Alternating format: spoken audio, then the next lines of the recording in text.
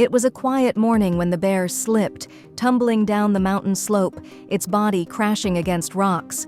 The sound of bones breaking was muffled by the wild rush of the wind, but the pain, sharp, immediate, sent a desperate scream ripping through the stillness of the valley, lying on the edge of the road.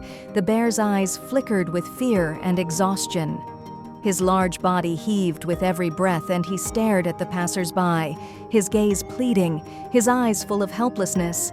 But his size, his wildness, his very being frightened them. The cars sped by without a second glance, and the sound of his suffering echoed into the empty air. The sun climbed high, and still no one came. The bear, weak and trembling, lay there, every inch of him aching. His body writhed in pain as the hours crawled by. The only sounds were the terrible cries that tore from him, reverberating through the silence, unheard and ignored. It wasn't until dusk that the rescue team arrived, breathless from their hurried journey. The bear was sedated, his limbs stiff, and with great difficulty, the team carefully lifted him into the vehicle. 7 strong men were needed to move him, but even their combined strength could hardly conceal the fear that this might be too late.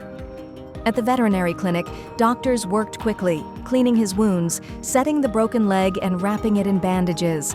But even as the bear's physical wounds began to heal, something else lingered: the emptiness in his eyes.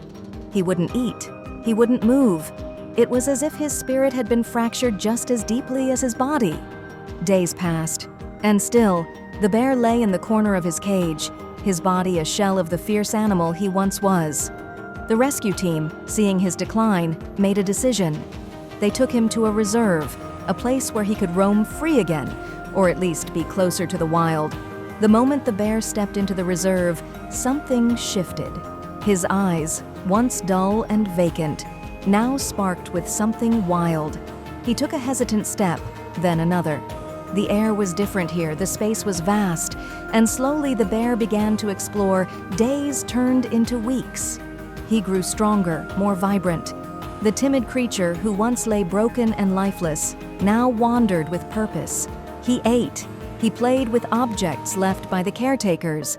If you liked the video, put like and subscribe to the channel, where you will find a lot of interesting things.